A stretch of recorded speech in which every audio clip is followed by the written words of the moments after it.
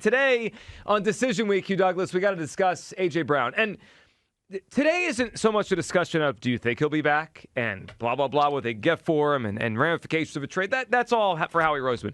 Today is about you and us and everyone in this fan base. Do you want him back? It is as simple as that. And a lot goes into that, right? You know, when you talk about a player, it's well, how good is the player? How good he'll be in the future? How much he costs? And really, I think for this one, what comes down to is the juice worth the squeeze, right? Is juice worth the squeeze? Is he worth the headache? And he's become a headache. Let's call it for what it is. I'm looking how quickly we forget. He says a few nice things last week at the Super Bowl, and we forget this one from Bleeding Green Nation just a few weeks ago. Sources: A.J. Brown asked for a trade numerous times this past season. So in the last year, let's unpack a calendar year, right?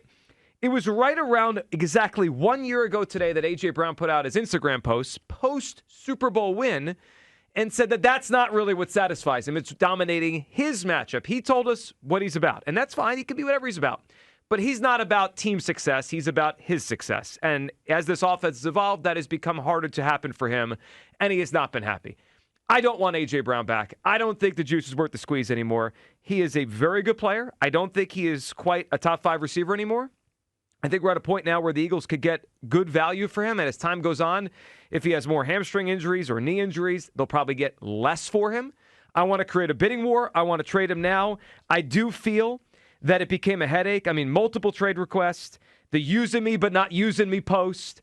I mean, it went on and on last season with him to the point where I think it became a distraction. And I started to wonder if it impacted the offense in a negative way. Like, they were looking pretty good at one point, throwing the ball all around, and DeVonta Smith was getting a lot of targets. And all of a sudden, A.J. started talking again, and the ball went more to him. New offense. I want to give Jalen Hurts the opportunity to grow within that offense without A.J. Brown. Hugh Douglas, we got a lot to discuss today, but where do you come down on this decision week? I'm out. I do not want A.J. Brown back on the Eagles. I want him here. You know what? It's funny, and I'm gonna play. I'm gonna play a little bit of semantics, but I'm gonna do it a little bit. Yeah. But it's amazing how the narrative has been painted for A.J. being a malcontent narrative and all the other stuff. Now, listen, he's a lot. I'm not going to deny that. Yep. But not once did he call out any of his teammates by name. We all recklessly speculated when he said what he said. He said that the Eagles were a bleep show. Yeah. Yeah. And all his teammates. Okay. So this offseason, with everything that has transpired, you don't think that that's the case? You don't think that there was a bleep show going on over there? You know, when you're talking about Jeff Stoutland, the running game getting taken away from him, the way that he handled his exit with the Philadelphia Eagles, the fact that we've had so many coaches leaving and Kevin Matullo telling everybody it ain't really his fault. So are you saying he's right? Was he wrong? No, but is it his place to do this publicly? No, it's not. Okay. It's not. And you never should air your dirty laundry in public. And we know that. A.J. was disgruntled. A.J.'s a passionate receiver. But A.J.'s at times, I'm going to couch this one a little bit, amend this one just a little bit. At times, he's a fierce competitor. At times. Mm-hmm. Now, down the stretch, he didn't do too much of that. Yeah, that playoff game was rough. Yeah, but I think that was part of his frustration. His frustration with the offense, his frustration with the way things were going. Now, I know everybody's going to incite the fact that he made that tweet at the end of the year talking about he's never satisfied. And I was one of the ones that questioned that myself. So I'm not going to, sit up here and be a hypocrite and say I didn't question it. But the more and more we got to know A.J., this is just who he is as a person. He's a passionate person, and he wears his heart on his sleeve. I'm willing to take all of that for a happy A.J. that has a high output. Now, I know you're going to say, well, he didn't have a great season. There were games where he flashed. There were definitely games where he flashed, and he's shown us that he could do some of the things that he did in the past. So with all that being said, if we're starting a new offense and I'm trying to get the most bang for the buck, I need him here in order to make this offense go. Yeah, I don't want him here. 215-592-9495. I think time is now to move on. We've had it's really been multiple years of nonsense. I mean, they got through it. I mean, 2 years ago, in the middle of one of the best years of Eagles history, he's calling out the quarterback and the passing game within that season. Whether or not you agreed or not that he's right about the quarterback, to me, that's not harmonious, and it's not best as we move towards a new offense. And, you mentioned that, at times he's been upset or whatever. I think as time moves on, we forget how distracting it was. Can we hear back to some of that Jakey Rondo stuff from back during the middle of the season here? This is what A.J. Brown had to say, about his team. And by the way, weren't they like at 8-2 or 7-2 at this point? They've one of the best records in the league. Here's A.J. Brown. Hey, but look, everything been good though. Like you know what I'm saying? Everything been straight. You know what I'm saying? Mental good, kids good. You know what I'm saying? I mean, no. Where have you been? No. I'm just checking up. Like, you my dog. Like, I still got, you know what I'm saying? I gotta check up. You know what I'm saying? Like, yeah. You know what I'm saying? Like family good, yeah. Yeah. Everything else, no. Man, everything gonna click, bro. Chat, chill, look. Everything gonna click, bro. This show. There it is. Hey, bro. Hey, bro. No, you got chat cracking up, bro. Awesome. How you been? Struggling, brother. That is a captain, ladies and gentlemen. That is a captain of the Philadelphia Eagles. Aaron, forget dirty laundry. Just making a bleep show. He made the bleep show out of the bleep show by doing that. It's not a captain-like behavior. It's not the behavior of a player I want on the Eagles anymore. And I think now is the time to move on. And let's not forget, that led to this. We talk about how this could look this year. We hope it gets better. It probably will just get worse. Here's Nick Sirianni after all the questions about that particular janky Rondo guy stream. When you say it was kind of business as usual with AJ, his latest comments, made it seem like it's not business as usual. Like, how do you kind of reconcile that with him? Yeah, guys, I'm close to being done answering these questions with this. Like, he's working hard, and he is a big part of this game plan, and it'll be a big part of the game plan going forward. And he's working like crazy when he's here, and I'm excited to have him. Yeah, I'm out. Working like crazy. Yeah, sure. Sirianni sounded like he was done with the whole thing, too, midway through the season. All right, 215-592-9494. And I have one more thing before we go to the phone lines, get Kyle's thought on all this. It's just kind of in the back of my mind.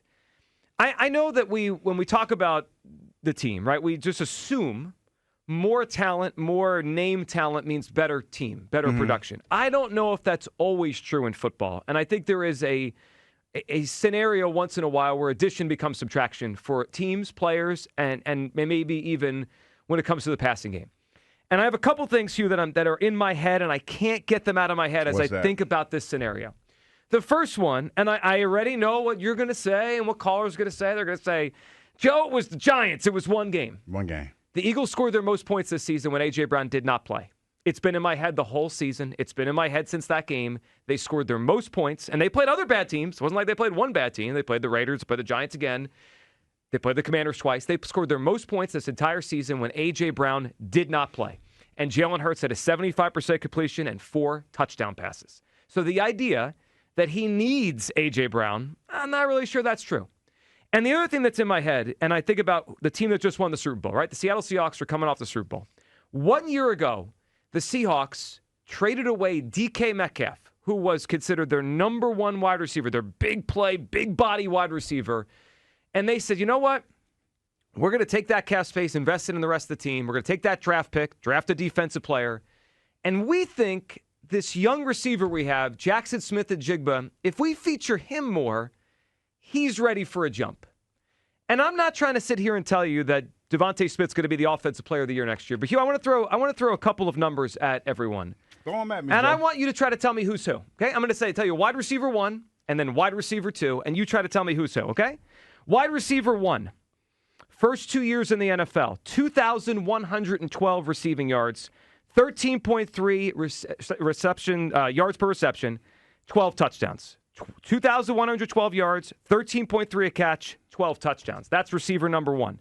Second receiver, receiver number 2, first 2 years in the league, 1,758 yards, 10.8 yards a reception, 10 touchdowns. So receiver 1 had more catches, more yards, more touchdowns in his first 2 years. Receiver 2, slightly less. Do you know who those two receivers are? I think the number 1 would be DeVonta. The number 1 would be DeVonta Smith. Do you know who number 2 is? AJ. Number 2 is Jackson Smith-Njigba. The first 2 years of DeVonta Smith's career were better than the first 2 years of Jackson Smith-Njigba's career. Oh, look at you. And then what happened in year 3 of Jackson Smith-Njigba when he was featured?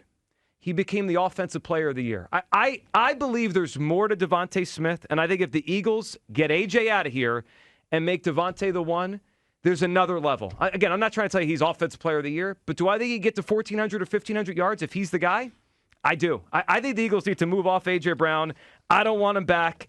And I want to see DeVonta Smith as the number one wide receiver on this team. 215-592-9494. Quickly, Mike Garafolo, end of Super Bowl week, talking about the latest on the A.J. Brown trade stuff. Look, there's been speculation about A.J. Brown being traded. I'll raise my hand. I've speculated it myself, and that speculation may wind up being true, but there's a difference between speculation and founded rumors, we'll call them. And right now, multiple sources involved tell me a couple of things. One, there's been no trade talks yet between the Eagles and some other teams, and there's been only brief talks with Brown's camp from the team. We do expect that to pick up around the scouting combine, which, Tom, reminder, is only 2 weeks away. I will say, though, that everyone says that A.J. Brown right now is in a good space, and just in my talking to him briefly, I got the sense that he was much more at peace and much more calm about things, maybe removing himself from the emotion of the situation. If they trade him, the Eagles be a $43.5 million cap hit, so they're going to want some significant compensation back if it gets to that, Tom.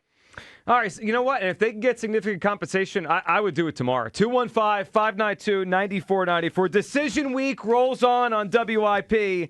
Do you want A.J. Brown back? Kyle, what are you feeling as the Eagles have a big decision to make on this one? I think we're letting our hearts creep up into our skulls a little bit. Okay. And cloud our brains. Like, I understand that we're staring at an offseason with a lot of question marks, the Lane Johnson, Landon Dickerson, A.J. Brown stuff. It looks like it's all falling apart. Yeah. But doesn't have to be this way.